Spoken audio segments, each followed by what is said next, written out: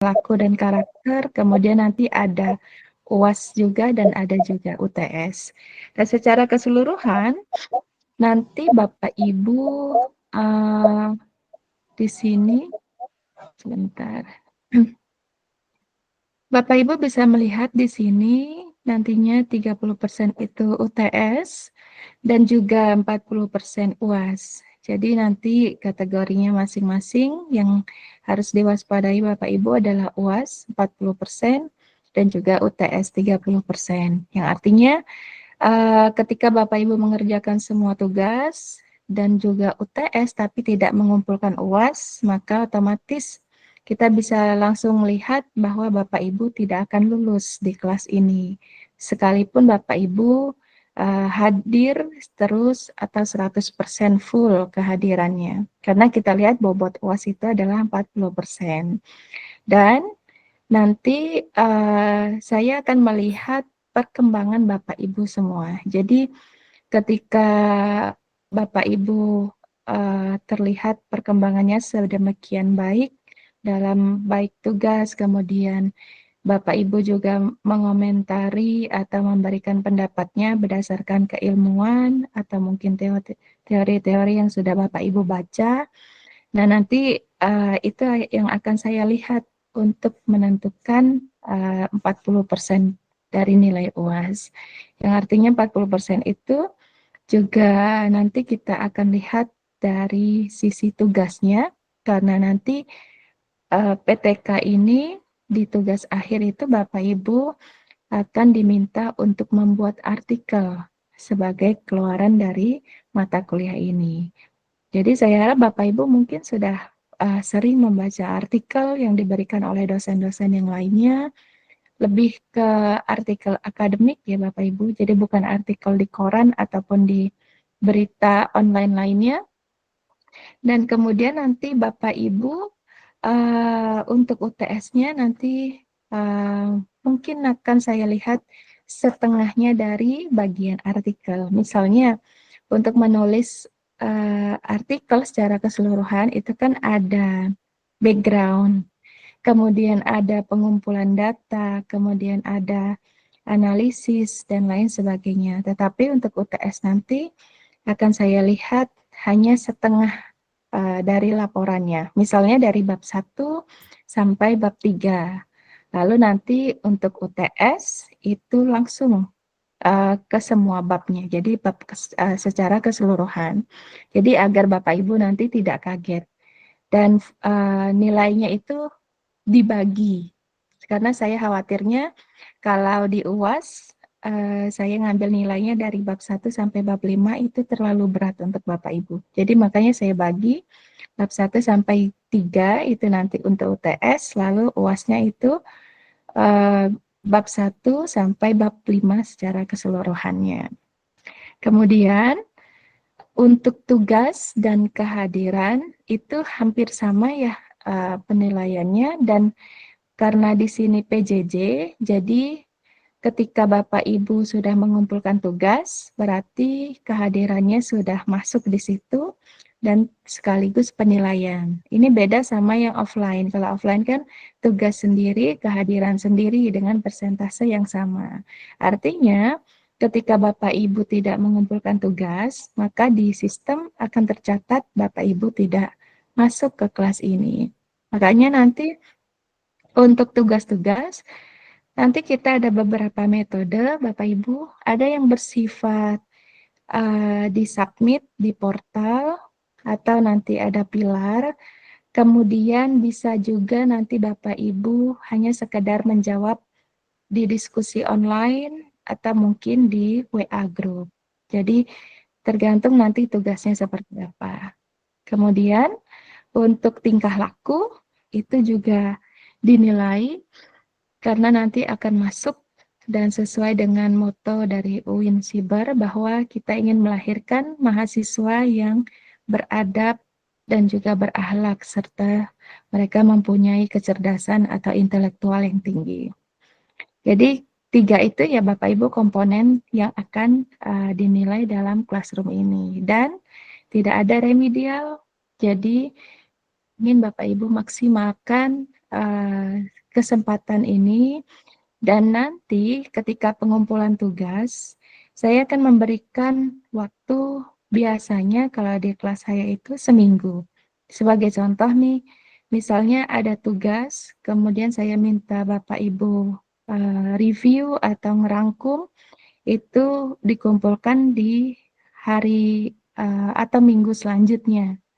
Jadi saya berikan hari ini, nanti di hari Jumat depan baru dikumpulin. Atau nanti tugasnya misalnya hari ini kita harus biasanya kan ada sinkronus. Nah, mungkin kita diskusi online dan diskusi online itu disesuaikan dengan jam kita. Misalnya kita mulai dari 1.30 sampai jam berapa Bapak Ibu? Jam 3. Jadi maksimal jam 3 Bapak Ibu sudah mengumpulkan diskusi online atau pendapat Bapak Ibu baik di WA ataupun di portal akademik. Dan segala sesuatunya nanti akan saya informasinya akan saya taruh di grup. Jadi mohon Bapak Ibu untuk selalu mengecek berkala grupnya ya, apakah ada tugas atau tidak, atau mungkin jenis tugasnya seperti apa. Karena komunikasi utama kita di grup. Jadi ketika misalnya Bapak Ibu mungkin tidak melihat ada ujian di portal akademik, bisa jadi ujiannya tidak saya taruh di portal akademik. Bisa jadi saya minta PJ-nya untuk membuat Google Drive, jadi mengumpulkannya di Google Drive.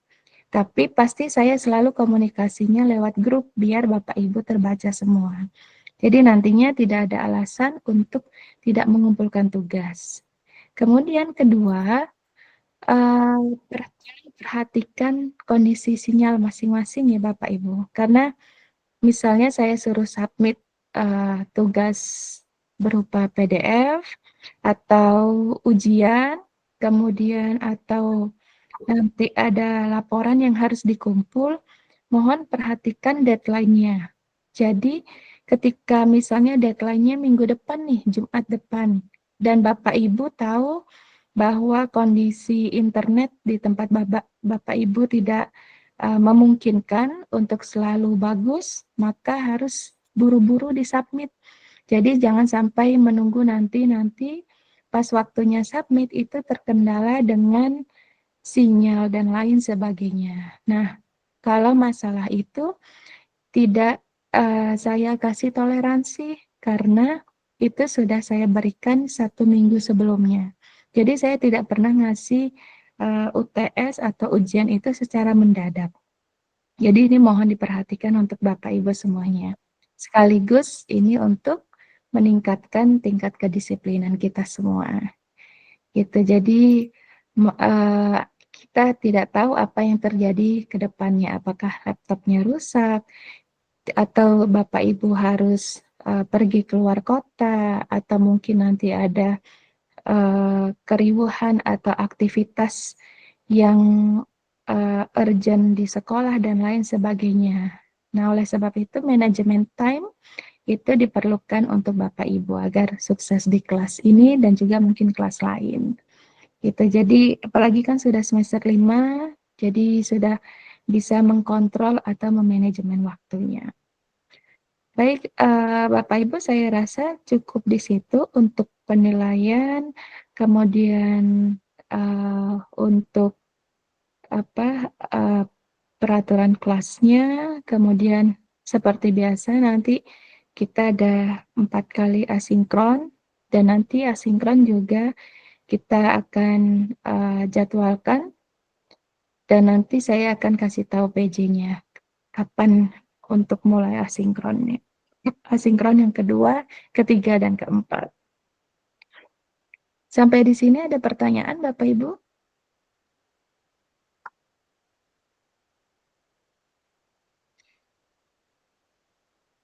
Mungkin nanti yang bisa atau yang bisa membantu menjelaskan ke teman-temannya yang belum ikut gabung tentang peraturan kelas kita, dan saya mohon karena ini kan PTK ya, penelitian tindakan kelas.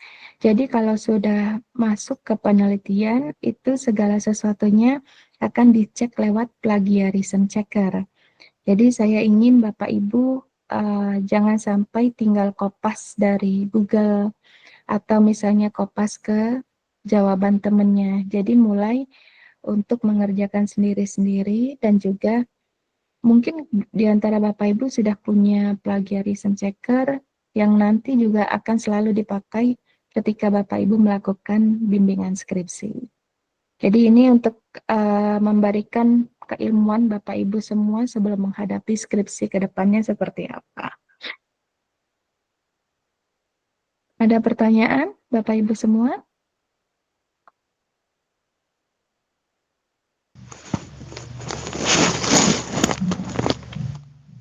Biasanya, Bu, Iya, apa silakan. enggak kenalan dulu, Bu? Biasanya kan awal-awal itu kenalan dulu gitu. Oke, baik.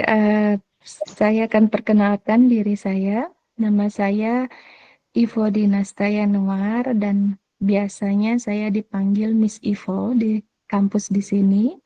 Saya mengajar di kampus UIN Cirebon dan di Prodi Pariwisata Syariah.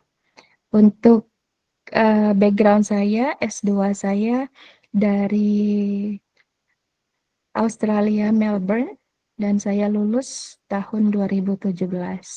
Jadi saya baru mengajar di UIN Cirebon itu tahun 2021 karena sebelumnya saya mengajar di UIN Bandar Lampung. Kurang lebih seperti itu, Pak Nurul ya, Pak Nurul. Jadi mungkin Insyaallah. pertanyaannya ya, karena bergabung dengan Ibu. ya Bertemu. karena sebelumnya saya juga mengajar di angkatan Bapak Ibu tapi beda kelas. Jadi mungkin ini pertemuan pertama kita. Kenapa, Bu Lili? Enggak apa-apa Bu, cuman mau bilang nice to meet you. Hai, nice to meet you too. Ada pertanyaan lagi Bapak Ibu? Ayo silahkan Bapak Ibu yang mau bertanya, mumpung Dan mungkin Bapak Ibu sudah tahu ya masalah IP dan IPK.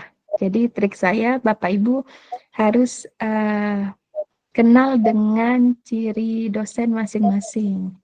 Jadi kalau di sekolah atau di pesantren biasanya kan dipukul rata nih untuk standar nilai A.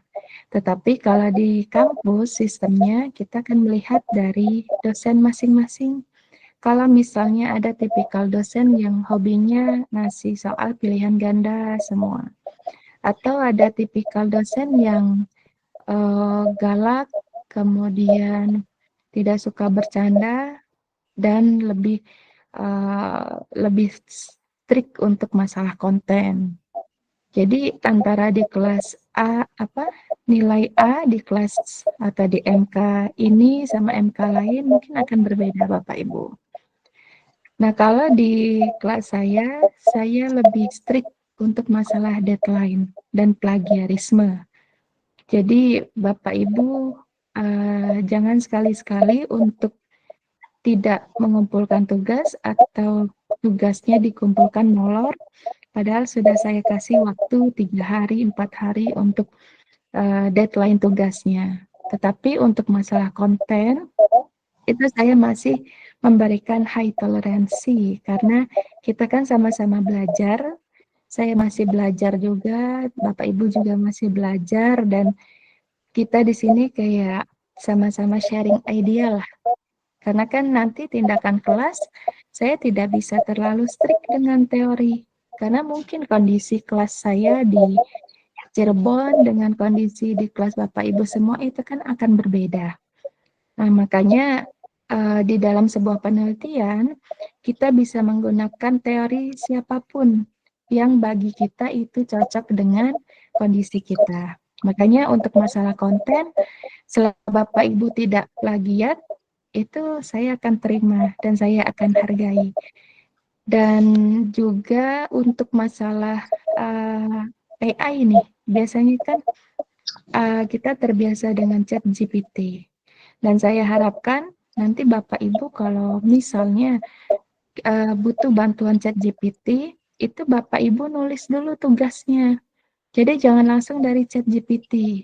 Misalnya Bapak Ibu nulis, kemudian selesai nih minta ChatGPT untuk mengkoreksi.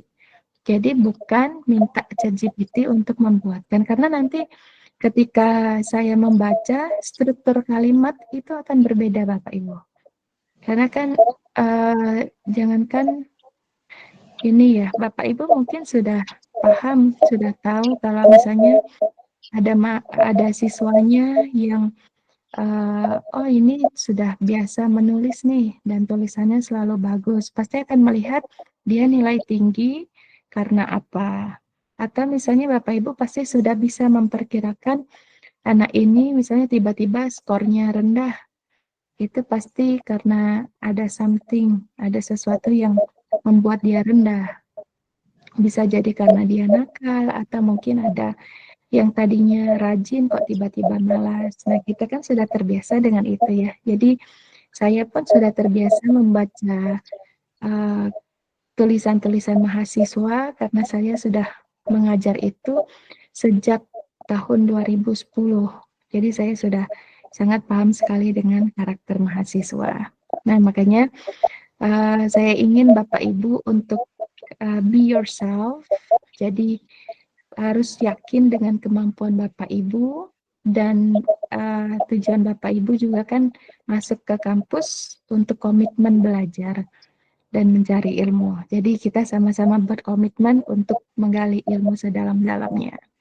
Jadi ketika misalnya nih Bapak Ibu, saya lagi mengasihkan mata kuliah, menjelaskan mata kuliah, saya sangat terbuka sekali kalau Bapak Ibu memberikan komentar. Sebagai contoh nih, misalnya Pak Nurul, Miss Ivo saya tidak setuju dengan pendapat Miss Ivo karena bla bla bla bla. Didukung oleh teorinya Bu Lili. Bu Lili melakukan penelitian tahun ini, hasilnya seperti ini. Nah, itu saya sangat welcome sekali. Karena kan kita masih sama-sama belajar. Jadi Bapak Ibu tidak usah takut untuk menyampaikan pendapat. Tetapi saya akan marah sekali kalau misalnya waktu itu saya pernah marah di salah satu kelas, saya kasih tugas dan Bapak Ibu tersebut keberatan dengan tugas yang saya berikan dengan alasan mereka mengajar, kemudian yang satu punya anak bayi, kemudian yang satu lagi kalau habis ngajar masih harus kerja lagi di luar. Nah, itu saya marah karena Bapak Ibu kan masuk ke kampus untuk menuntut ilmu. Jadi sudah tahu konsekuensinya seperti apa, bebannya seperti apa. Karena tidak hanya Bapak Ibu yang mempunyai beban mengurus anak, terus mencari uang dan lain sebagainya. Semua orang sama. Mungkin saya juga lebih dari Bapak Ibu. Karena saya juga ngomong anak iya, ngurus rumah tangga tanpa bantuan asisten iya juga. Kemudian belum lagi saya ditugaskan mempunyai tugas tambahan untuk mengelola international office di kampus ini juga. Jadi double job di belakang itu banyak sekali. Makanya kita kan sama-sama tahu bahwa beban kita mungkin sama-sama berat. Cuman ada yang menyembunyikannya, tapi ada juga yang selalu mengeluh. Nah, itu yang saya tidak suka. Itu ya Bapak Ibu ya. Jadi saya tidak suka ada yang selalu menjual kesedihan.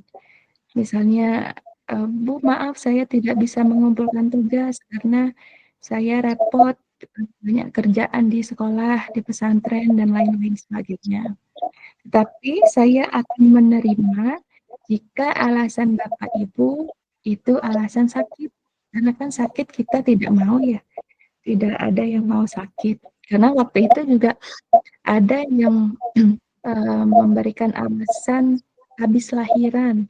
Dan itu saya berikan waktu sampai sebulan untuk tidak apa-apa, tidak hadir, atau mungkin mengumpulkan tugasnya agak telat, yang penting beliau mengabarkan atau komunikasi, karena kita paham kan Islam saja memberikan waktu 40 hari untuk masa nifas. Gitu. Jadi segala sesuatu harus dikomunikasikan dengan baik ya Bapak Ibu ya.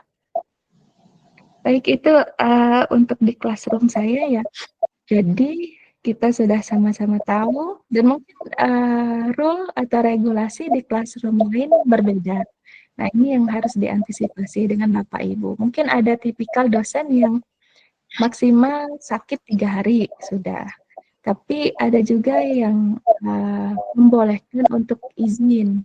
Nah, kalau misalnya kita lagi asinkron nih, lagi sinkron atau lagi Zoom seperti saat ini, Bapak Ibu sedang dalam rapat misalnya, itu bisa untuk off kamera, atau Bapak Ibu sedang mengajar, itu juga bisa untuk izin, tetapi Bapak Ibu harus komunikasi ke saya. Jadi saya tahu kenapa Bapak Ibu saya tanya itu tidak respon.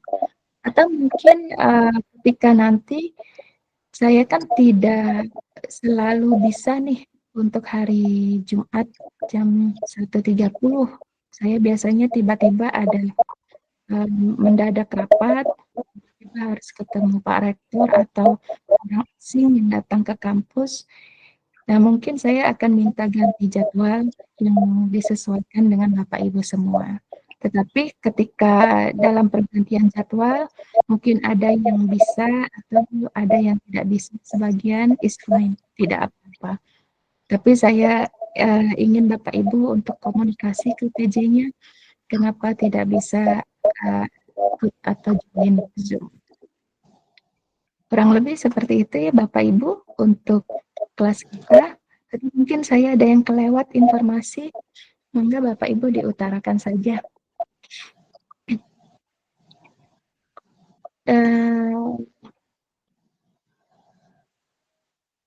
Kita lihat ya, nanti Bapak Ibu di sini dari MK kita saja sudah lihat penelitian tindakan kelas.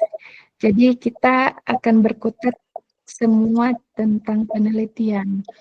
Ketika kita bicara penelitian, maka yang harus kita miliki adalah data. Jadi Bapak Ibu harus terbiasa dengan data yang ada. Makanya dilakukan penelitian. Tanpa data, kita tidak bisa melakukan penelitian. Termasuk ketika Bapak Ibu melihat data sekecil apapun itu.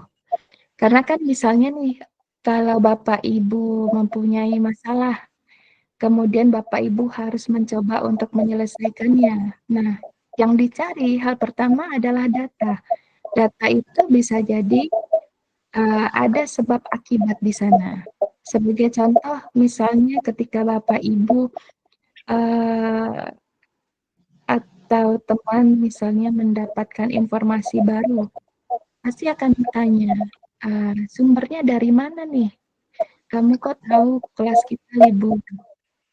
Misalnya Pak Ariel ngasih tahu bahwa kelas libur itu dapat informasi dari PJ atau dari Kosma kelas. Nah, itu yang disebut dengan data. Artinya kan dia data tersebut keluar karena adanya sumber yang berbicara. Tapi bagaimana dengan hoax? Hoax itu kan sesuatu yang kita tidak tahu nih, apakah sumber tersebut bisa dipercaya atau tidak. Apakah data tersebut data yang dibuat-buat atau tidak. Nah, ini yang bisa menjadi alasan utama kita mengapa penelitian itu perlu dilakukan. Jadi penelitian yang dibutuhkan utama adalah data, dan data itu berasal dari sumber. Sekarang saya ingin tanya nih ke Bapak Ibu, apa sih sebenarnya tujuan dari penelitian ini Bapak Ibu?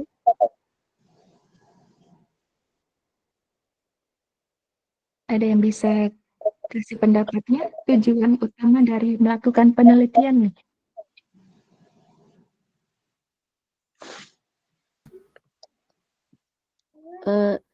Boleh izin menjawab, Ibu? Ya, silakan Bu Siti.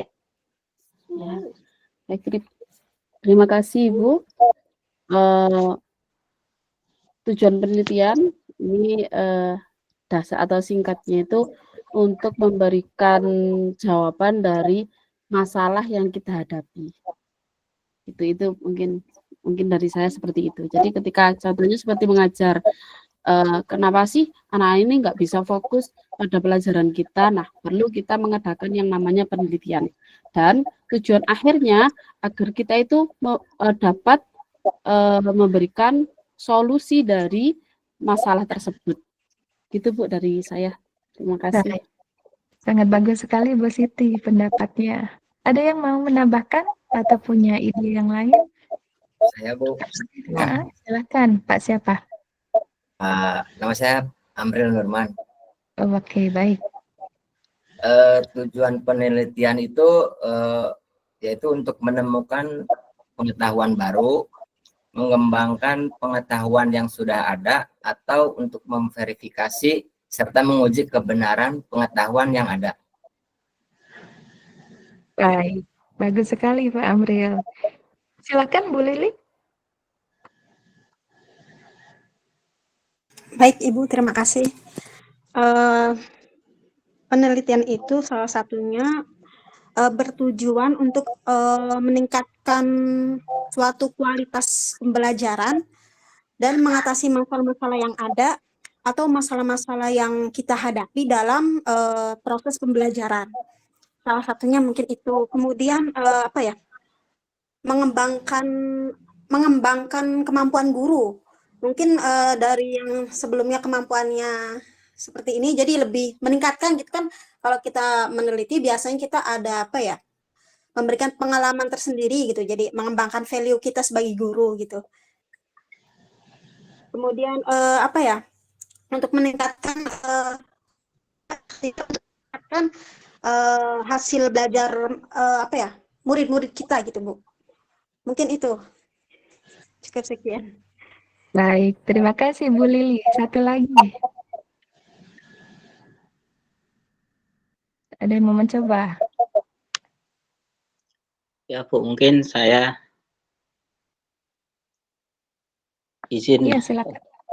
Ya, kenalkan nama saya Laraso Duyono dari Sleman, Yogyakarta.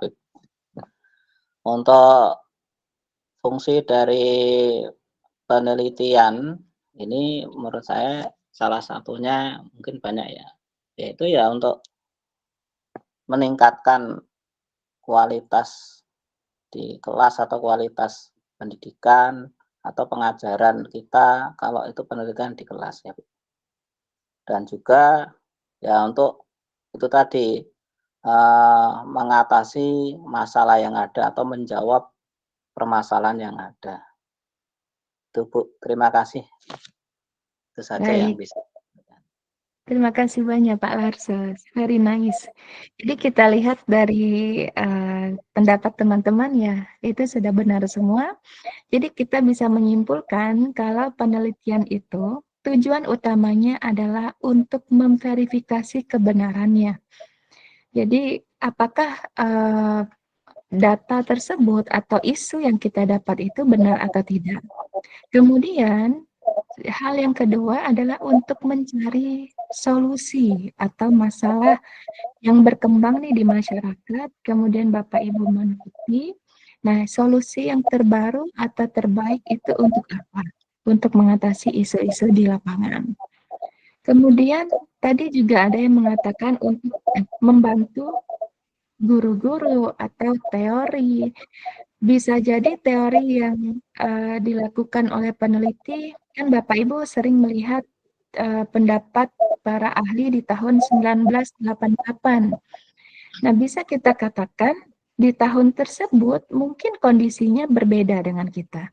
Penelitiannya pun akan berbeda hasilnya dengan kita. Sebagai contoh nih, mungkin saat itu meneliti tentang siswa, tentang motivasi belajar siswa, dan menemukan bahwa siswa-siswa tersebut mempunyai motivasi yang sangat tinggi untuk belajar.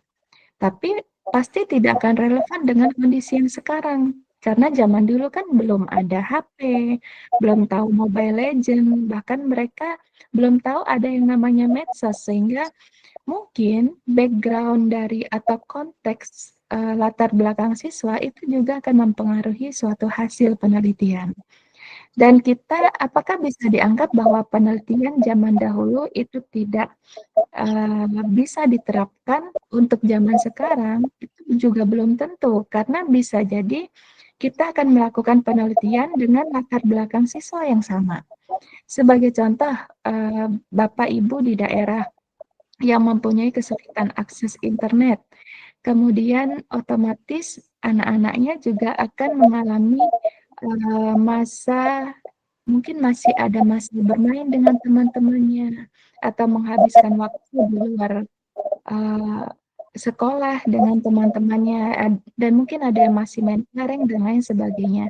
Dan bisa jadi itu diterapkan untuk konteks latar belakang siswa yang seperti itu.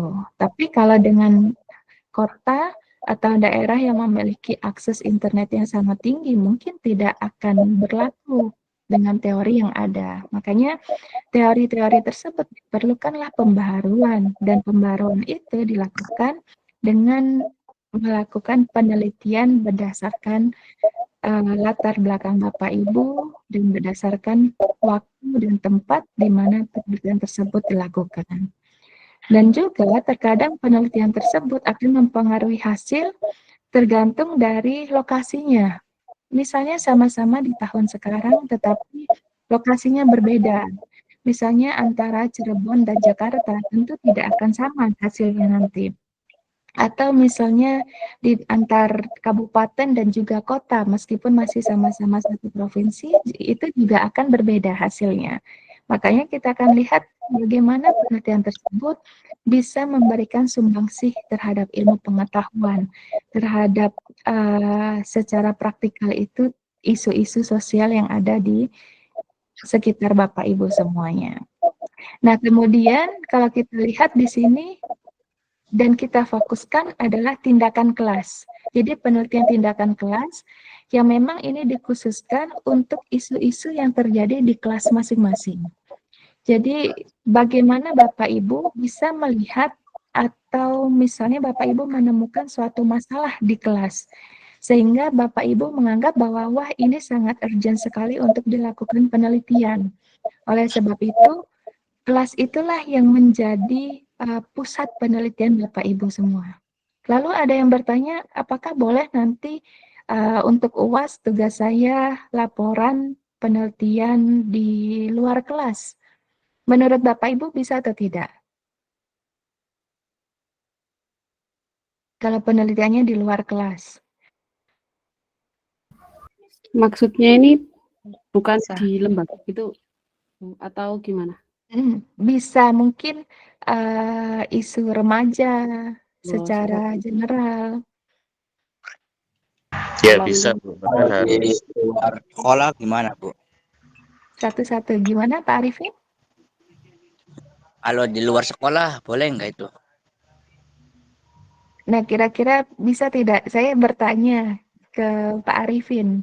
Oh iya, Kalau di kalau luar menurut sekolah. saya, Bu, itu Kalau Pak Nurul? ya sangat bisa sekali, Bu. Bahkan kalau kita meneliti tentang perilaku anak-anak sekolah, katakanlah, itu bahkan akan lebih menjadi kafah kalau kita meneliti bukan hanya di sekolah, tapi juga di luar sekolah.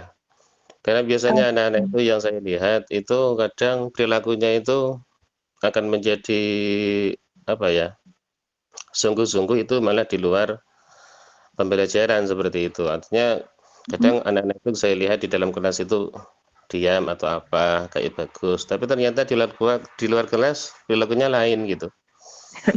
Jadi kalau seperti itu, terus mungkin ini tadi ada apa namanya, sesuatu yang ingin saya utarakan tentang masalah penelitian.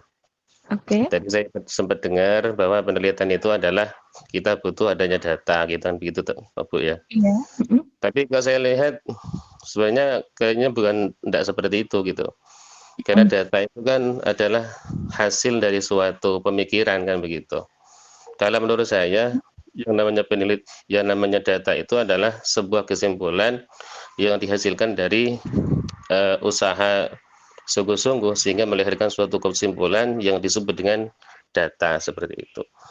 Jadi kalau pandangan saya, bagaimana kita ingin mendapatkan suatu data, maka harus mengerahkan suatu kemampuan dengan bahan-bahan penelitian sesuai dengan konteks yang diteliti apa, sehingga menghasilkan yang namanya data seperti itu.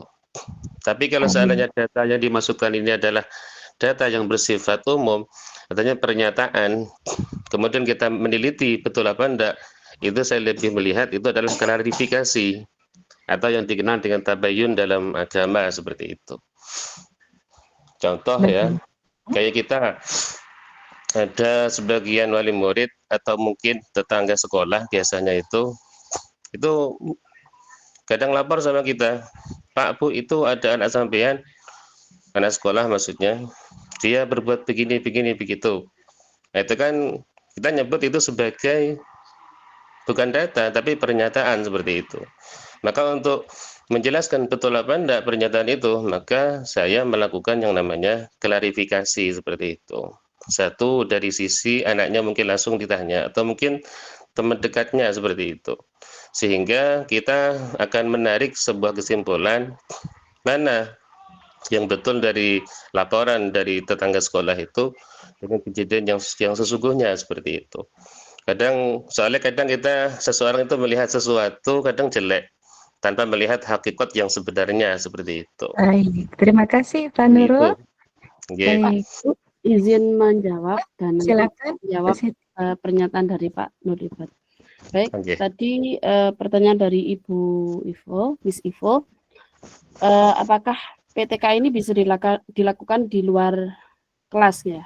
Kalau menurut saya, karena sudah jelas di situ penelitian tindakan kelas, jadi tidak bisa digunakan ketika kita meneliti di luar kelas, seperti contohnya kenakalan remaja atau bagaimana. Nah, mungkin jika ingin meneliti hal tersebut, itu bisa menggunakan dengan penelitian kualitatif atau kuantitatif seperti itu. Itu ya. Terus kemudian menanggapi dari pernyataan Pak Ibad, masalah data tadi ya. Data itu tidak harus semuanya angka, Bapak ya. Kalau sepeda pengetahuan kami, saya ya. Jadi data itu tidak harus melulu dengan angka. Contoh yang disampaikan tadi, pernyataan pun itu juga termasuk data. Itu kalau menurut saya. Jadi kalau yang namanya penelitian itu kita pasti membutuhkan data, baik itu data secara tertulis maupun secara tidak tertulis seperti itu. Contoh disampaikan kita meneliti sekolah ya, tapi kita harus yang namanya bertanya kepada kepala sekolah. Nah itu juga termasuk data yang kita ambil dari kepala sekolah seperti itu Bu. Mungkin nanti bisa ditarik garis merahnya, benang merahnya. Terima kasih Ibu Siti. Terakhir Pak Amril. Berarti kalau begitu, mohon maaf Bu. Ya. Berarti kalau begitu ada data mentah, ada data matang ya berarti ya. Nanti saya jelaskan ya Pak Nurul. Silakan saja. Baik, terima kasih Pak Nurul. Sekarang ke Pak Amril. Terkait penelitian tindakan kelas dapat dilakukan di luar kelas atau di dalam, kalau menurut saya itu dapat dilakukan Bu, di luar kelas, menurut saya. Karena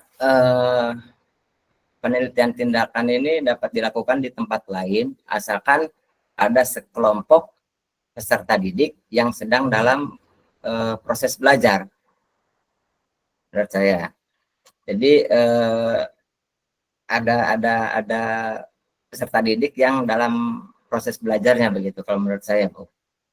Kemudian yang terpenting itu di dalam PTK ini interaksi antara guru dan siswa dalam kegiatan pembelajaran yang bertujuan untuk memperbaiki proses dari hasil belajar siswa, bukan pada lokasi fisiknya, kalau menurut saya.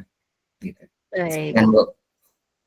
Baik, terima kasih banyak Pak Amril, Bu Siti, dan Pak Nurul. Jadi saya coba mengklarifikasi ya, semuanya sudah benar, cuman ada hal yang harus diluruskan.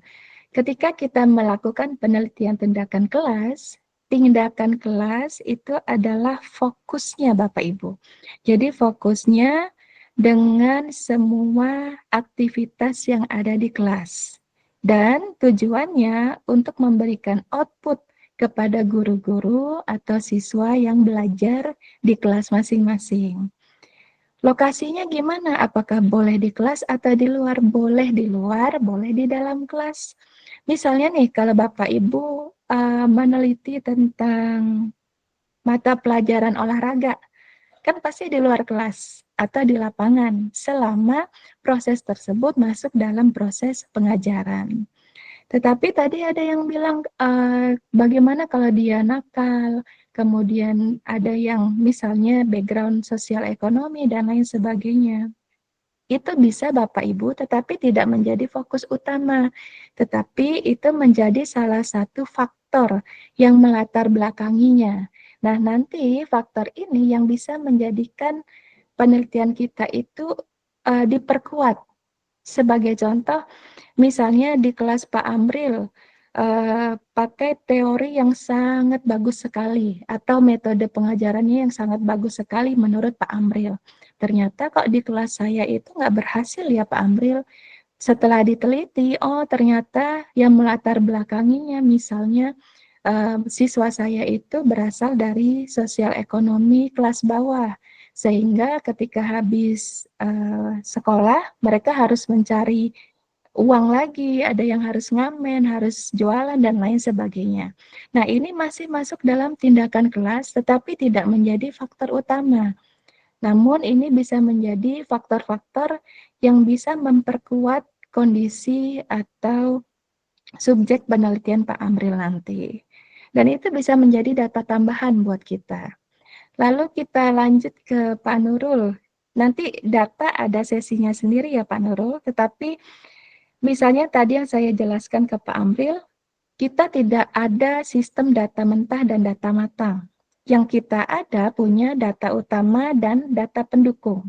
Itu dua hal data. Data utama tadi yang saya bilang ke Pak Amril, kalau data utamanya adalah seluruh siswa yang berada di kelas Pak Amril. Dan data seperti yang disebutkan oleh Bu Siti, itu bisa berupa pernyataan, bisa berupa angka. Kalau angka itu nilai, bisa berupa hasil dari interview, atau bisa bersifat dari data hasil observasi. Nah, itu dikatakan sebagai data. Lalu data itu nanti akan dikelola. Jadi data itu tidak boleh dari persepsi kita, tetapi harus dari persepsi objek atau subjek yang kita teliti. Sebagai contoh tadi Pak Nurul kan kasih tahu nih, misalnya ada wali murid bertanya, terus kemudian gurunya menjawab.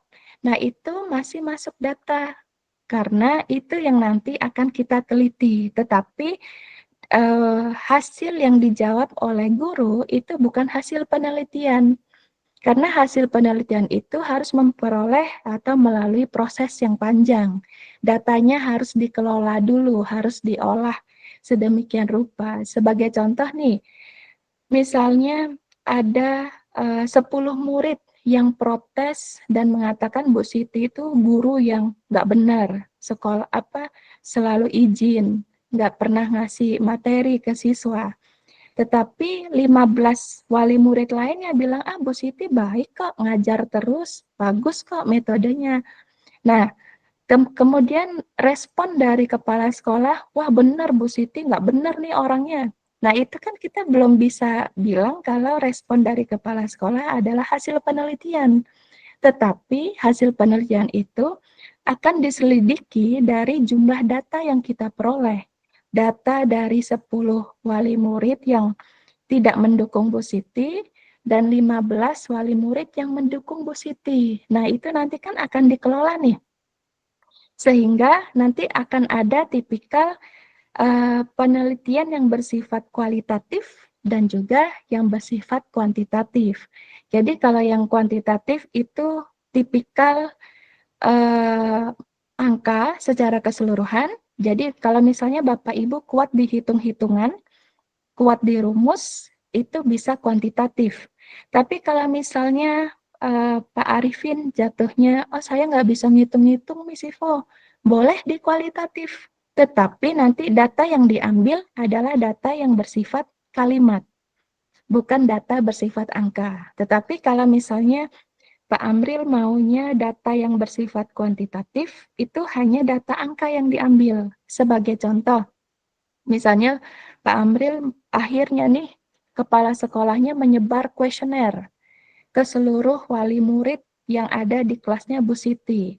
Nanti di kuesioner itu akan dilihat berapa orang yang suka Pak Amril, berapa orang yang tidak suka. Nah, dari data itu akhirnya diolah sedemikian rupa dan kemudian dihubungkan dengan teori dan menganggap bahwa oh hasil penelitiannya keluar nih. Ternyata Pak Amril benar-benar guru yang mengajar dengan baik. Karena misalnya bisa jadi kan persepsi orang tuh berbeda-beda. Persepsi orang, jangankan orang ya, persepsi kita dengan orang lain itu akan berbeda. Tetapi persepsi itu tidak bisa langsung kita anggap itu sebagai hasil penelitian kalau belum diolah. Sebagai contoh apa ya? Mungkin ada Bapak Ibu yang bisa memberikan contoh?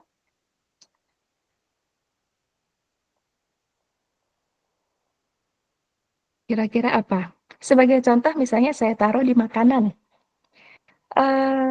Kita skala di tempat di Cirebon itu kan ada yang namanya seblak.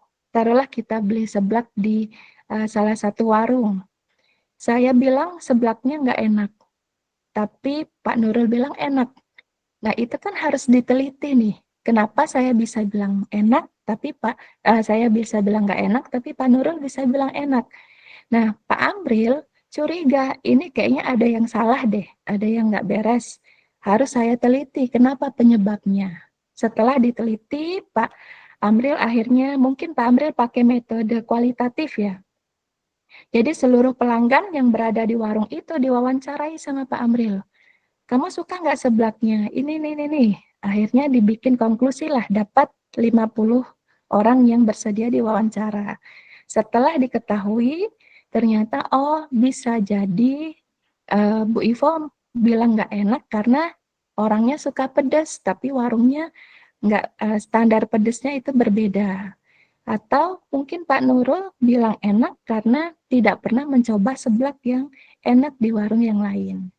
Gitu. Jadi persepsi itu tidak boleh dianggap sebagai sebuah hasil penelitian, kecuali persepsi tersebut sudah diolah. Makanya persepsi itulah yang selalu dimainkan oleh para pembuat hoax untuk menggiring satu isu menjadi isu yang berbeda, atau dari satu kenyataan dibuat menjadi hoax. Sebagai contoh juga misalnya kita lihat isu yang viral ya, ada yang tidak bekerja tetapi kaya mendadak. Nah, sebagian masyarakat bilang itu hasil pesugihan. Tapi sebagian lagi, oh bisa jadi dia warisannya banyak. Nah, ini kan data yang atau persepsi yang biasanya digiring oleh para pelaku pembuat hoax untuk menyebarkan isu-isu yang lain. Oleh sebab itu, karena kita ingin meluruskan kejadian ini dan mencari apa kebenaran yang ada, maka dilakukanlah penelitian. Jadi kurang lebih seperti itu ya. Nanti data kita akan pelajari lebih dalam lagi di bagian-bagian yang lainnya. Jadi secara keseluruhan bahwa data itu bisa bersifat informasi atau pernyataan seseorang. Dan pernyataan itu nanti akan menentukan penelitiannya bersifat kualitatif atau kuantitatif. Dan satu hal lagi, mungkin sebagian dari peneliti itu ada yang bersifat kualitatif nggak akurat nih, kan berdasarkan persepsi orang aja. Tapi ada juga yang mazhabnya itu pingin ke kuantitatif karena sudah saklek dan mengatakan bahwa kuantitatif is the best karena berdasarkan hitung-hitungan angka. Tetapi di sini saya menyarankan Bapak Ibu, baik kualitatif atau kuantitatif itu sama-sama bagus. Dan nanti di akhir kan ada tugas mini research tuh untuk Bapak Ibu. Saya tidak menyarankan Bapak Ibu merasa, oh kuantitatif deh biar nilainya bagus.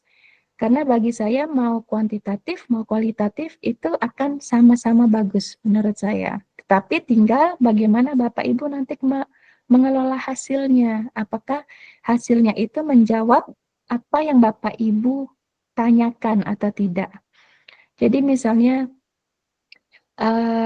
Ibu Siti ingin pakai kuantitatif karena terlihat keren. Terus pakai rumus segala macam, tetapi pas dimasukin hasilnya itu selisih 0,0 sekian, sehingga datanya tidak akurat. Nah, itu yang menjadi permasalahan nantinya. Atau misalnya ada yang ingin pakai kualitatif, cari gampangnya aja deh, saking gampangnya, dari misalnya nih, kelas Bapak Ibu itu kan ada 30 siswa taruhlah, tapi yang ditanyai cuma 2 orang. Itu kan tidak bisa menjawab kebenaran yang ada. Karena bisa jadi 2 orang itu kita tidak tahu orangnya suka sama Bapak atau tidak. Tapi kalau dari taruhlah kalau dalam penelitian itu 15% minimal orang yang diwawancarai itu baru bisa dikatakan data tersebut atau hasil penelitian tersebut bisa diterima. Karena sudah diolah dengan sedemikian rupa dan berbasis dari data yang majemuk. Tapi kalau misalnya penelitian tindakan kelas Bapak Ibu mengarah ke guru, dan guru diwawancarai kan kalau guru kelas itu biasanya berapa Pak Amril? Gimana Bu, guru kelas? Kalau totalnya yang misalnya mengajar di kelas 1A itu berapa kira-kira gurunya? Per hari atau Seluruhnya dari Sabtu seluruhnya? atau Itu Senin sampai 22. 22. Oke. Kalau Bapak Ibu fokusnya pada gurunya, berarti Bapak Ibu bisa mengambil secara keseluruhan, atau kalau misalnya guru mata pelajarannya hanya satu, itu diperbolehkan satu. Karena kan yang kita fokuskan objek kelasnya. Jadi misalnya Bu siapa ya? Bu Nur misalnya mau meneliti kelas 1A dan berdasarkan persepsi guru bahasa Inggrisnya. Nah, itu boleh hanya satu saja. Karena kan yang dilihat adalah persepsi dari guru. Tetapi kalau Bapak Ibu ingin melihat motivasi siswanya di kelas setelah diajar Pak Amril misalnya. Nah, berarti kan yang diambil adalah pendapat atau persepsi dari para murid. Dan itu minimal setengahnya dari jumlah peserta didiknya. Jadi kurang lebih seperti itu ya Ibu. Bapak di sini nanti akan kita bedah satu-satu tentang data dan selain itu. Nah, di sini bisa kita lihat secara spesifik bahwa PTK itu atau penelitian tindakan kelas itu dilakukan oleh guru. Itu udah pasti, karena kan tindakan kelas hanya proses pembelajaran saja. Jadi di dalam sebuah pembelajaran itu kan pasti ada isu yang akan muncul ke permukaan. Bisa jadi mungkin tiba-tiba Bapak Ibu diminta kepala sekolah untuk mengajarkan secara paperless atau berbasis digital. Nanti pasti akan ada isu-isu yang bermunculan. Atau tiba-tiba Bapak Ibu diminta untuk mengajar online.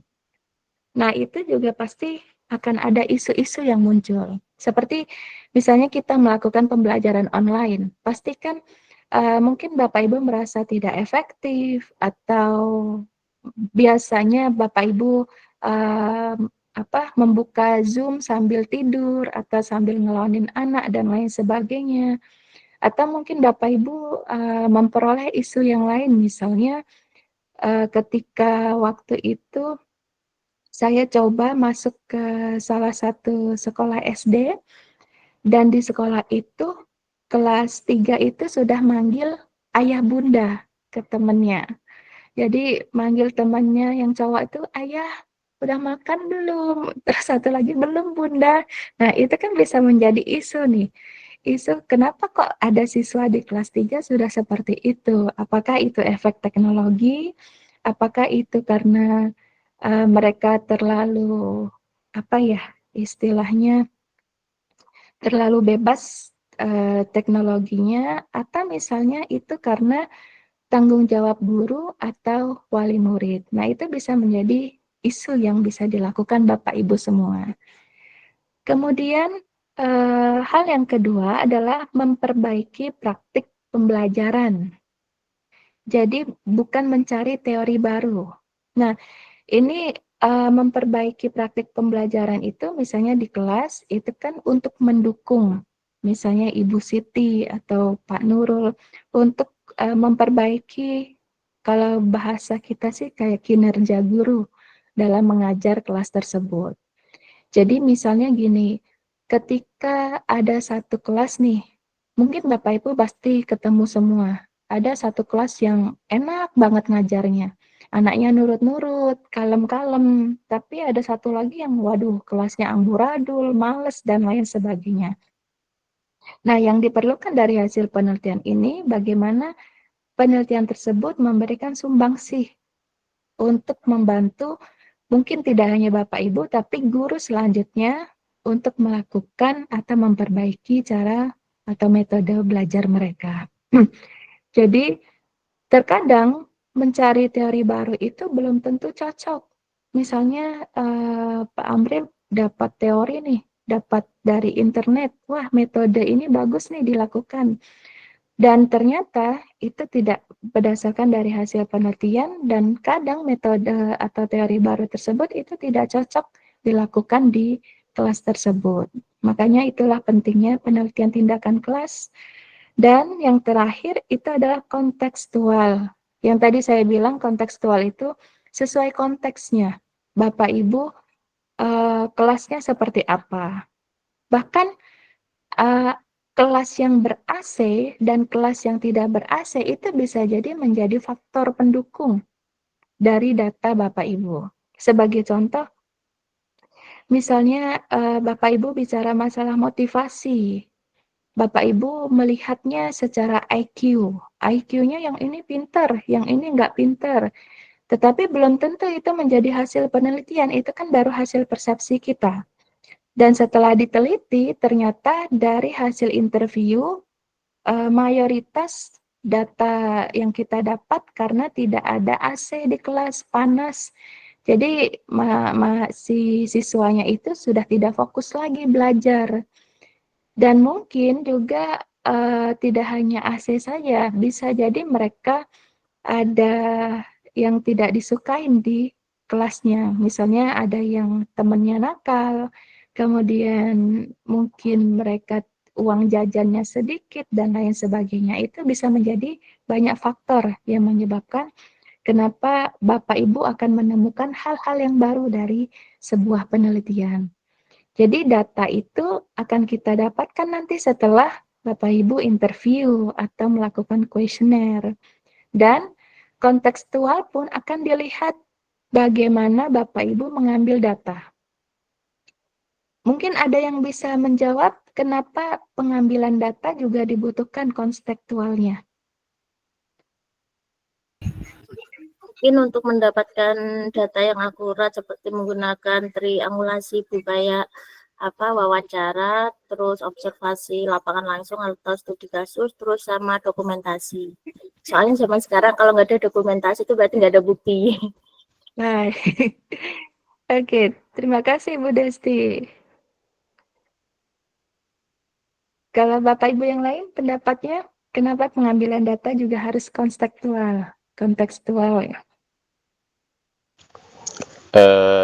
Menurut saya Bu ya, agar nanti hasil penelitian itu menjadi sebuah hasil yang bisa dipertanggungjawabkan. Oke, contohnya seperti apa Pak Nurul? Apa ya? Contohnya seperti kalau saya contohkan ya, Bagaimana Iya, cara membudidaya ikan lele, contohnya seperti itu. oke. Maka untuk menghasilkan dari penelitian yang bisa dipertanggungjawabkan, maka saya membutuhkan beberapa data-data terkait dengan cara-cara pembudidaya ikan lele dengan cara yang benar seperti itu. Baik. Terima Tentunya kasih. Mm-mm. ya seperti itu. Contohnya? Oh ya, oke. Yang lain? Ya. Terus saya mau tanya Bu, Ya. gini, tadi kan data itu kan mencakup kepada apa namanya itu, kepada bahan-bahan penelitiannya, baik Mm-mm. itu yang bersifat apa namanya,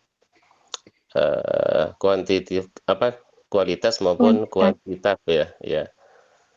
Kalau hasil penelitian itu apa namanya Bu? Hasil penelitian apa Hasil namanya gitu? penelitian, ya tetap hasil penelitian, Pak. Oh gitu ya. Iya. Nanti hasil Iya. penelitian tersebut apakah memberikan kebaharuan atau tidak, itu baru Ya. disebut novelty nantinya. Oh Gitu. gitu. Ya, jadi ada nanti Soalnya di bab 5. ya mohon maaf, soalnya saya pernah mendengarkan pernyataan Bung RG, beliau Heeh. mengatakan gini, kalau sudah ada data dan fakta, ngapain ada logika seperti itu? Artinya logika itu berjalan apabila belum ada data dan fakta seperti itu. Jadi saya memahami dari pernyataan RG itu, oh Mm-mm. berarti data itu apa namanya? Data dan fakta itu berarti sesuatu yang sudah final gitu, yang tidak butuh untuk diteliti lagi seperti itu. Makanya saya Baik, tadi bertanya seperti itu dan ternyata dari penjelasan Ibu saya memahami bahwa data itu juga mencakup kepada bahan-bahan penelitian seperti itu. Makanya saya di sini baik, terima kasih dapat pemahaman baru dari Ibu seperti itu. baik. Baik, Pak Nurul. Saya coba jawab Ya, dulu ya, keburu lupa. ya, Jadi, tadi kan Pak Nurul bilang data, fakta, dan logika. Nah, mungkin teman-teman juga ada yang belum memahami nih. Ketika kita mendapatkan data itu asalnya dari logika, Bapak Ibu. Logika dan persepsi.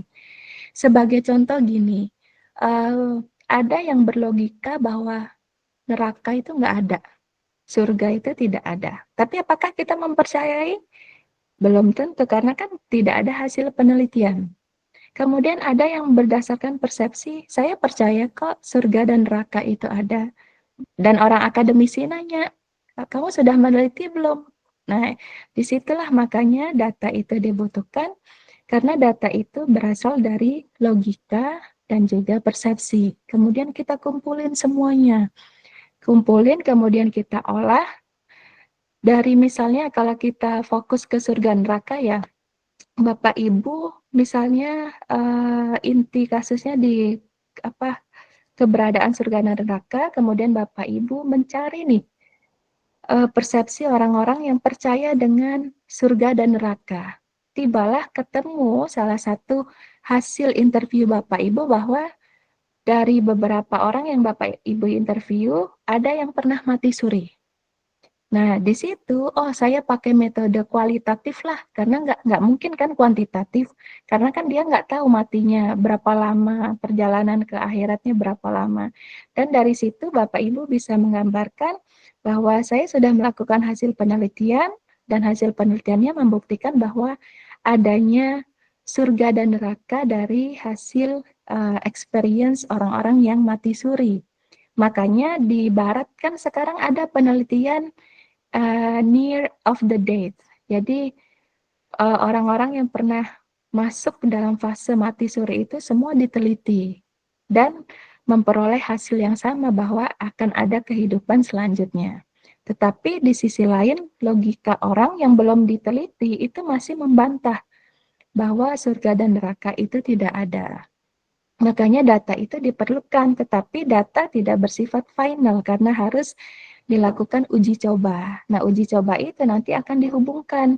Misalnya Pak Nurul menemukan ada yang pernah mati suri dan bertemu dengan malaikat misalnya. Kemudian Bapak mencari teori-teori yang ada tentang near of death experience dan menemukan, oh ternyata itu juga pernah diteliti loh sama orang Amerika di tahun 1990 dan juga hasilnya sama, kemudian diolahlah data tersebut, dicocokkan dengan teori yang ada, bahwa setiap orang itu mungkin akan memiliki pengalaman yang sama ketika mereka mati suri. Jadi pengolahannya itu dihubungkan dengan teori atau penelitian yang sudah pernah dilakukan sebelumnya.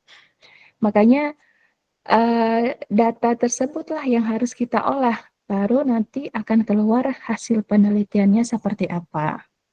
Dan itu bisa bersifat kuantitatif atau kualitatif tergantung dengan apa yang Bapak Ibu teliti.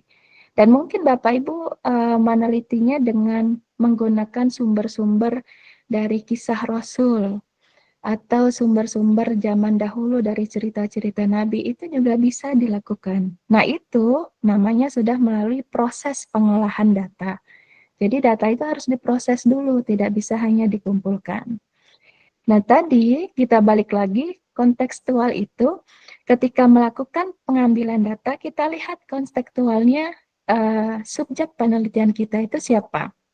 Sebagai contoh, misalnya nih, Bu Desti ya, tadi meneliti tentang siswa TK yang belum bisa baca tulis hitung. Tiba-tiba Bu Desti menyuruh mereka untuk mengisi kuesioner. Itu kan nggak mungkin dilakukan. Karena mereka membaca aja tidak bisa, apalagi untuk mengisi kuesioner. Atau Bu Desti meminta anak siswa kelas 1 SD untuk mengisi kuesioner. Nah, ini juga tidak bisa dilakukan, meskipun sudah ada beberapa yang pandai calistung, tetapi kan mereka belum punya logika berpikir. Ibaratnya mereka mengerjakan, misalnya ini gambar apa, itu kan masih manual, satu-satu.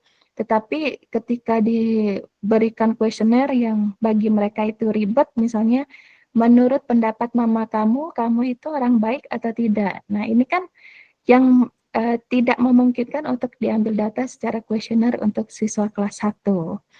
Atau misalnya Bapak Ibu meneliti tentang tindakan kelas para guru senior. Para guru senior misalnya olahraga, kemudian menggunakan data observasi. Kira-kira Bapak Ibu akan menganggap bahwa observasi ini dibutuhkan atau tidak? Kalau observasinya, misalnya maaf ya guru senior, kan ada tipikal yang sudah punya penyakit darah tinggi. Kemudian ada yang punya sakit jantung dan lain sebagainya. Sehingga ketika melihat ada siswa yang teriak-teriak atau mungkin jatuh sedikit aja, itu jantungnya sudah nggak kuat. Nah, itu juga bisa dilakukan observasi untuk memperkuat data persepsi yang ada di situ. Makanya ketika melakukan pengambilan data, itu dibutuhkan apa yang namanya observasi, kemudian pengambilan data utama, dan juga dokumentasi. Misalnya pengambilan data utamanya tentang observasi siswa yang suka bolos.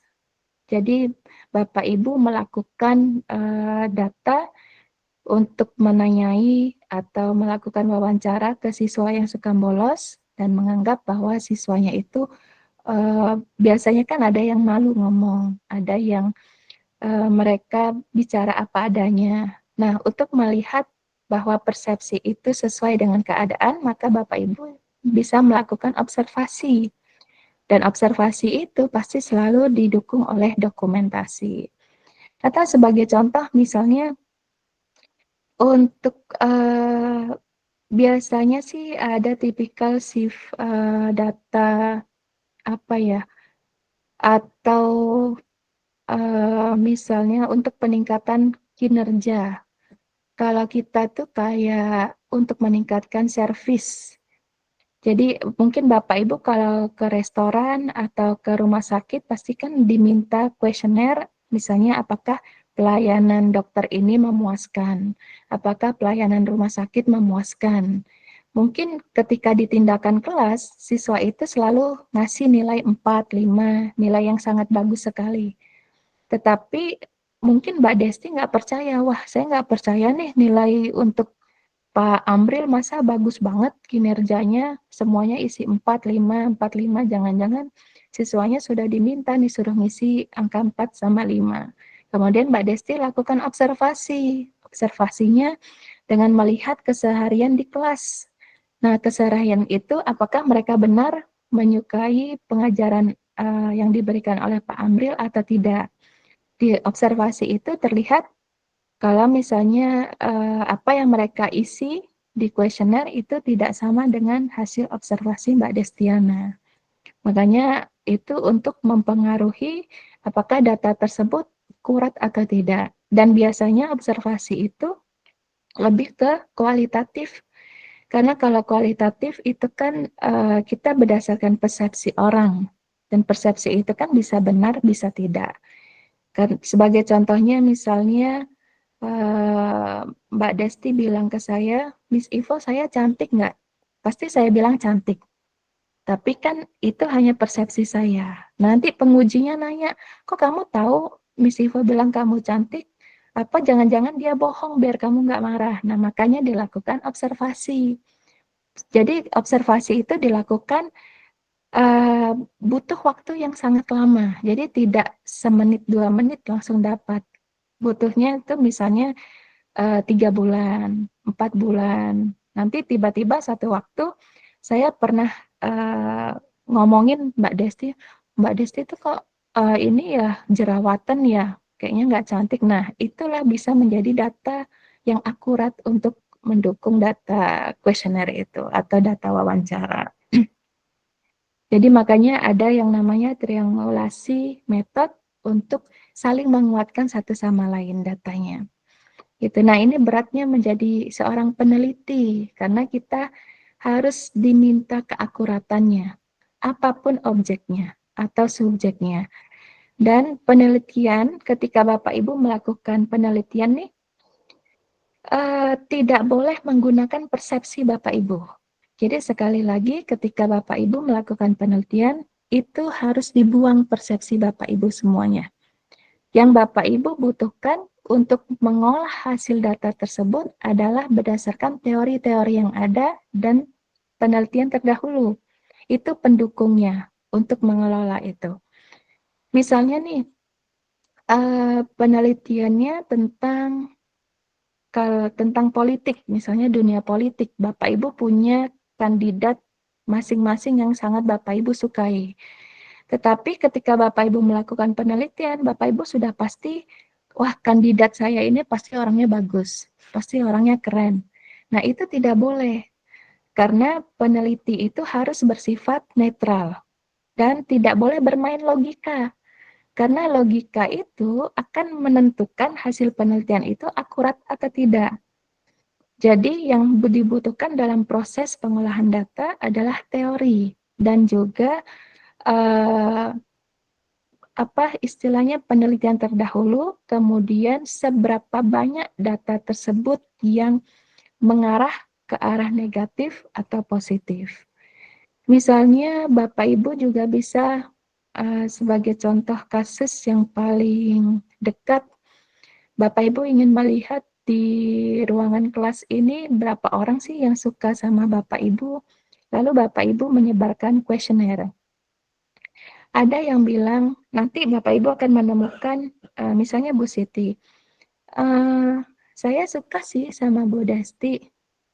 Nah, di situ Bu Desti tidak bisa langsung menyimpulkan bahwa Bu Siti menyukai Bu Desti. Ternyata Bu Desti mendapatkan teori bahwa ketika ada seseorang yang menggunakan kata sih, maka itu dianggap dia ragu-ragu atau malah kebalikannya, bagian dari sarkasme.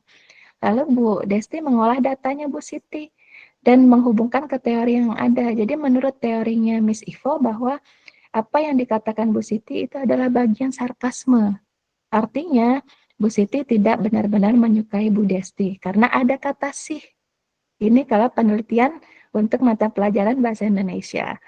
Jadi harus saya suka banget sama Bu Desti. Nah, itu kan sudah positif. Tapi kalau saya suka sama Bu Desti sih. Nah, kita kan mikir kok ada kata sihnya di situ. Atau misalnya Bapak Ibu juga sering mendengar kalau misalnya atasan Bapak Ibu, saya bagus nggak mengajarnya? Bagus, bagus banget malah. Tetapi dengan nada kayak menarik nafas. Kemudian ingin seolah-olah ingin mengucapkan bahwa Bapak Ibu itu nggak bagus loh ngajarnya. Hanya gara-gara atasan saya aja saya bilangnya bagus. Nah itu kan harus diteliti dengan teori-teori yang mendukung. Misalnya Pak Amril dapat teori bahwa secara psikologi orang yang bilang bagus tetapi matanya melirik ke kiri itu dianggap berbohong. Nah, Pak Amril pakailah teori itu. Wah, ternyata bilang bagus itu hanya berbohong. Tidak benar-benar bagus. Nah, makanya di situ itulah kenapa penelitian itu penting untuk mengungkapkan bahwa apakah isu-isu yang kita dapat itu benar atau tidak. Mungkin Bapak Ibu ada yang ingin bertanya atau ingin memberi pertanyaan, silahkan.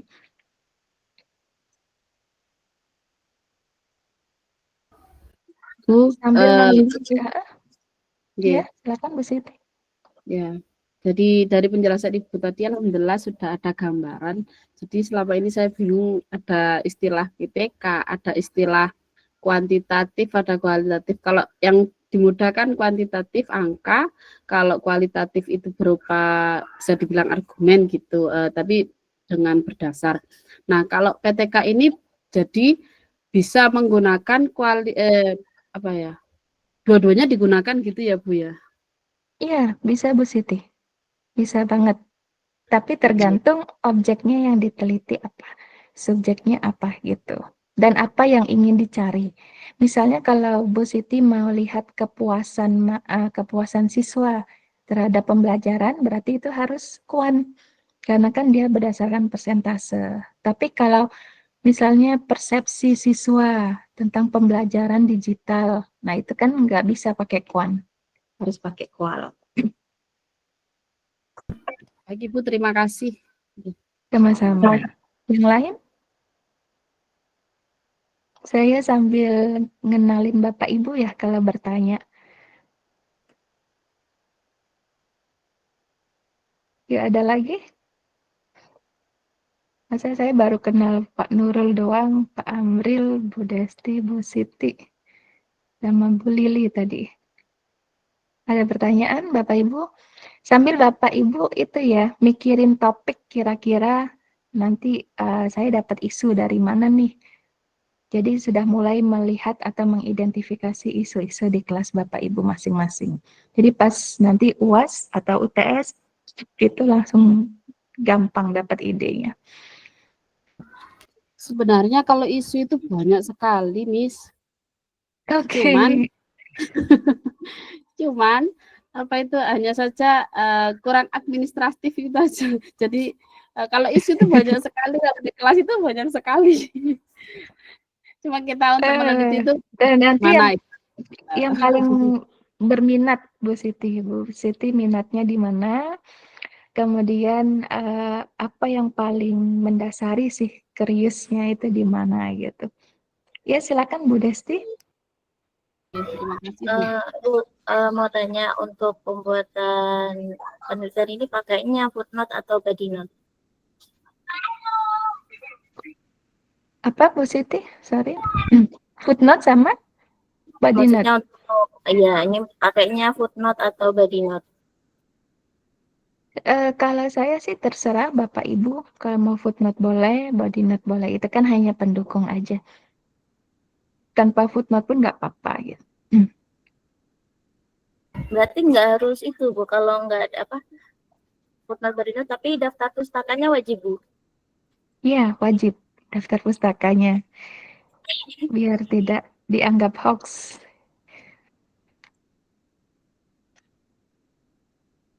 Oke, Bapak Ibu, ini sekalian saya kasih topiknya ya. Jadi nanti untuk UTS dan UAS, Bapak Ibu bisa menghubungkan antara education, pendidikan, dan juga teknologi, khususnya AI dalam pembelajaran. Jadi Bapak Ibu bisa memikirkan dari sekarang nih dan mencari isu-isu di kelas Bapak Ibu yang bersifat AI dan teknologi. Jadi kira-kira misalnya di kelas menggunakan PowerPoint atau mungkin udah ada yang pakai email, atau mungkin Bapak Ibu memberikan tugasnya via TikTok dan lain sebagainya. Nah, itu bisa dipelajari. Atau mungkin misalnya Bu Desti ngasih materi lewat TikTok nih, Bu Desti bikin akun TikTok, kemudian ngasih pelajaran di sana, itu juga bisa. Nanti akan diteliti siswanya nih lebih suka dikasih TikTok atau dikasih buku cetak. Nah, biasanya kan mahasiswa Gen Z tuh sukanya TikTok, mereka sambil scroll medsos tuh. Karena saya sering nanya ke siswa tuh mereka lebih ampuh dapat info dari TikTok, Bu Desti, daripada buku bacaan. Nah, ini kan bisa diteliti nanti. Bu, Nanti kalau anak mungkin TK itu digitalnya gimana Bu kalau anak TK? Biasanya kan malah kalau diliatin kayak YouTube seumpama video Isra Mi'raj kan di YouTube, malah milihnya kan di sebelahnya kan biasanya ada video kayak Upin Ipin, terus di bawahnya lagi kayak video yang lain, malah mereka ngarah, Bu yang itu aja, Bu yang Upin Ipin, jangan yang Isra Mi'raj, kadang kan gitu namanya anak TK. Nggak nah apa-apa, itu Bu. juga Upin bisa Ipin menarik, Bu Desti. bukan Upin Ipin yang tema Isra Mi'raj itu ada, Bu. Sekarang lengkap. Kan yang waktu yang dulu kan nggak ada yang dulu, terus sukanya terus apa yang kayak dinosaurus gitu biasanya namanya anak TK kan. Kalau tadi apa dikasih YouTube itu kan langsung carinya yang nggak materi. Iya. Bu, misalkan gini ya, kita meneliti ada salah satu anak gitu yang berbeda dari anak lainnya gitu ya. Kalau yang lainnya ceria, mau dinulis ya, suruh apapun mau gitu ya. Tapi ada satu anak yang kelihatannya itu kayak dari apa ya, beda gitu. Kelihatan lelah sekali gitu mentalnya gitu ya. Oh, Nah, ya ketika disuruh nulis drama, ketika disuruh apapun drama dulu gitu, ada dramanya dulu gitu. Dan cenderung selalu mengganggu anak-anak yang lain. Nah, ketika kita diteliti lebih dalam, maksudnya kita kan mencari tahu gitu kan ya, ini kenapa ini anak begini gitu. Dan ternyata ya historinya gitu. Misal memang historinya itu dia tinggalnya sama neneknya, orang tuanya pisah gitu. Apakah ini gitu, jadi penemuan gitu ya, penyebab anak itu cenderung berbeda dari yang lainnya gitu kan, itu termasuk penelitian atau Baik. termasuk penelitian Bu, itu berarti nanti ini kalau Bu Lili dicari kan nanti kalau dia anak pengen cari perhatian, soalnya dia kan broken home, hidupnya sama neneknya, jadi dia cari perhatian mungkin ke guru, jahilin temennya, intinya dia yang cari perhatian ke lingkungan. Iya, dia jadi cari perhatiannya itu ke kita gitu ya, itu kan ya gitu, itu di kelas ini, di kelas beda lagi. Ada lagi kalau kita lihat dari isu yang ingin Bu Lili lihat, nah di sini kadang jebakannya nih Bu Lili, kita kan fokus pada tindakan kelas, kita tidak fokus pada psikologi anak. Jadi nanti ketika Bu Lili lebih fokus ke psikologi anak, ini kenapa nih agak lain dari yang lainnya. Nah itu nanti bukan masuk tindakan kelas Bu Lili, tapi topiknya akan berbeda. Jadi nanti untuk mengarahkan ke tindakan kelas, mungkin Bu Lili akan bisa melihat apakah anak yang dianggap Bu Lili ini berbeda mempunyai nilai yang lebih bagus dari siswa lain. Atau mungkin Bu Lili akan melihat keefektifan metode ngajar.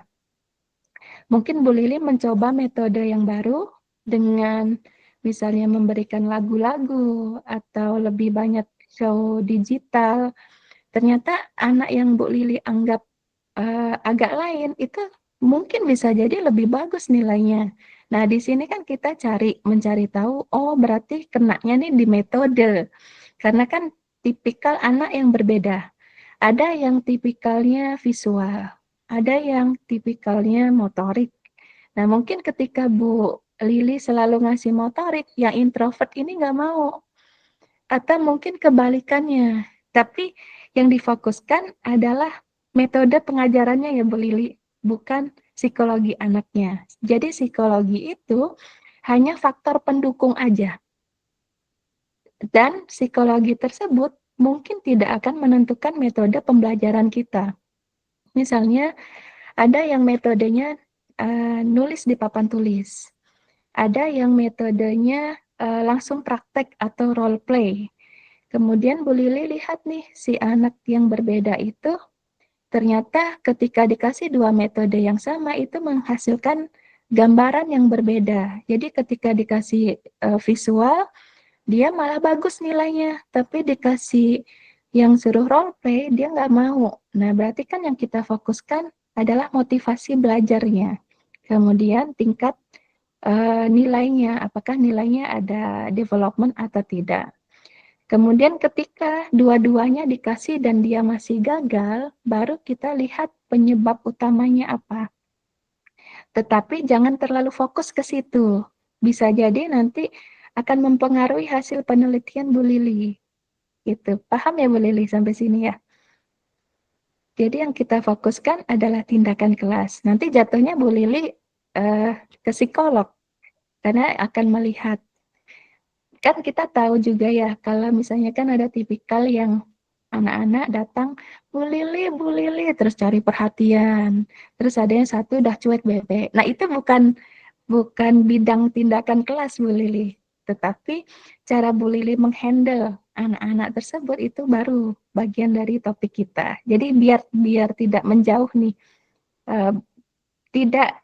maksudnya saya diperbolehkan meneliti tentang psikolog, tetapi karena kita PTK jadi hanya fokus pada tindakan kelas saja.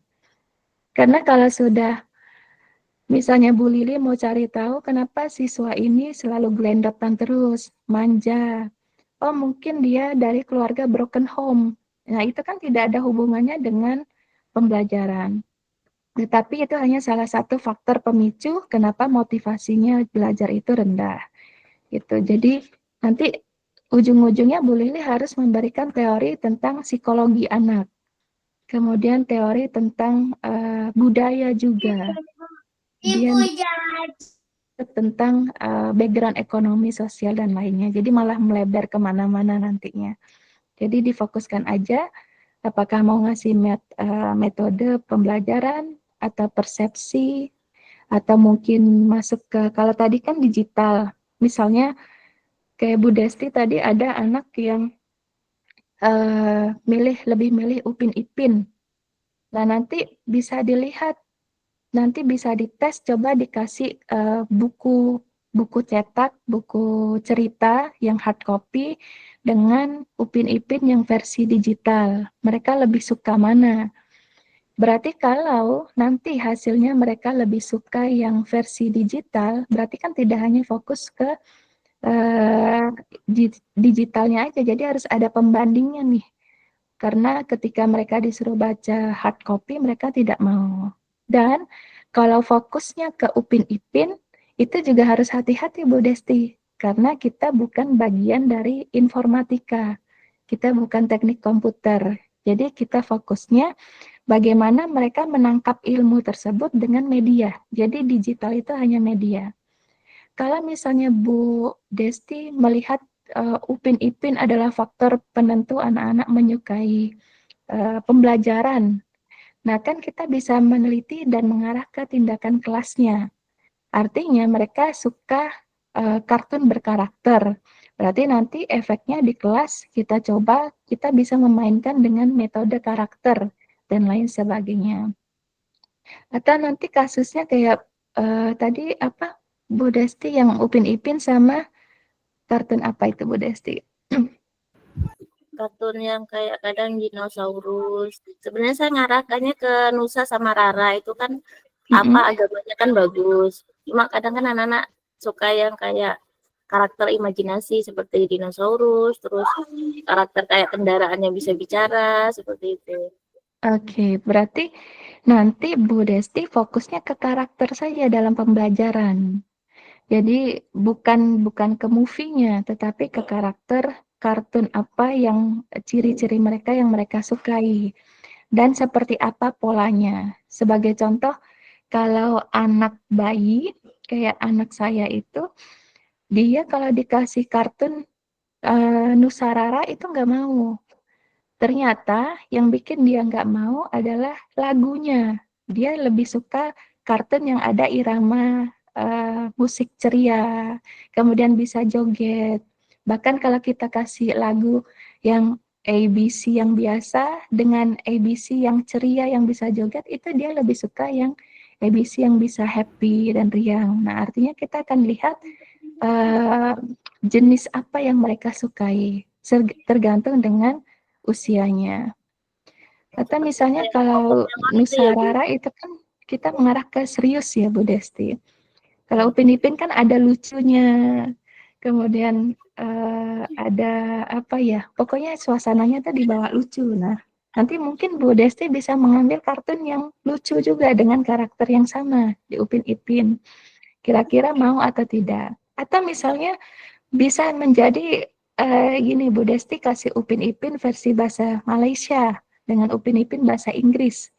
Nah, nanti anak-anak itu sukanya yang mana? Itu kalau tindakan kelasnya di kelas bahasa. Gitu. Jadi selalu bawa ke arah bahasa ya Bu Desti. Jangan sampai melebar ke jenis kartunnya tuh. Nanti melebar ke mana-mana. Pokoknya. Nah, kalau untuk siswa TK kira-kira pakai apa ngambil datanya Bu Desti? Kalau siswa TK belum nyoba sih Bu untuk ngambil datanya. Kemarin tuh pernah kan ada apa namanya praktek dari dosen sebelumnya buat kayak itu loh, kayak ngisi di Google Form. Nah, itu yang ngisi kebanyakan ibunya. Padahal kan saya buat kayak soalnya tuh bergambar. Tapi yang ngisi ternyata ibunya semua.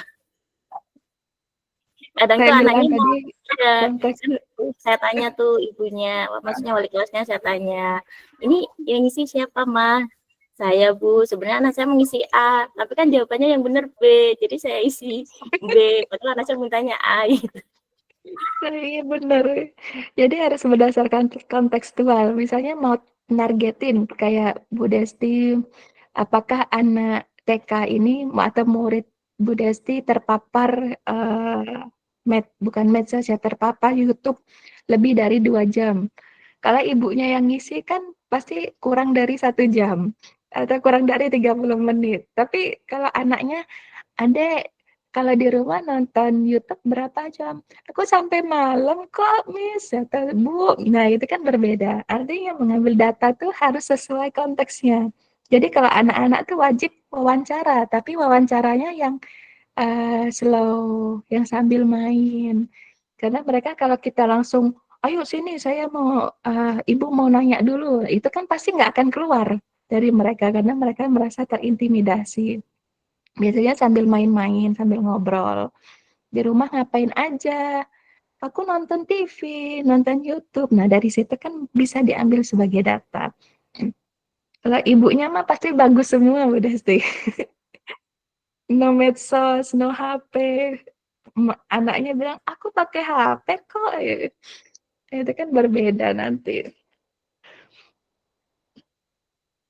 Baik, Bapak Ibu, karena sudah jam 3:11 ya, saya rasa sampai di sini dulu untuk pertemuan kita.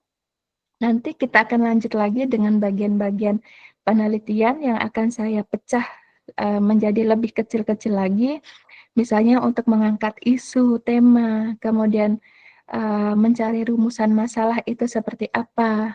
Terus kemudian metodenya, bahkan sekecil data pun kayak data primer dan data sekunder itu nanti akan saya jelaskan. Tetapi paling tidak Bapak Ibu sudah punya gambaran nih fokusnya pada pendidikan dan teknologi. Nanti tinggal Bapak Ibu mulai sekarang cari isu yang berkaitan dengan itu. Atau misalnya Bapak Ibu di lokasi yang sulit akses internet atau sulit akses untuk kayak komputer, listrik, dan lain sebagainya, itu tidak menutup kemungkinan Bapak Ibu bisa memberikan atau memancing mereka dengan satu metode, misalnya PowerPoint, itu kan juga bagian teknologi.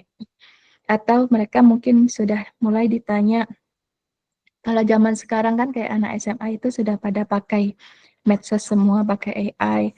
Nah, itu juga pasti karena sekecil apapun digital, kayak misalnya di rumah mereka sudah ada HP, nah itu bisa menjadi penelitian Bapak Ibu semua. Tapi sekali lagi jangan sampai isunya melebar. Misalnya tentang penggunaan HP di kelas.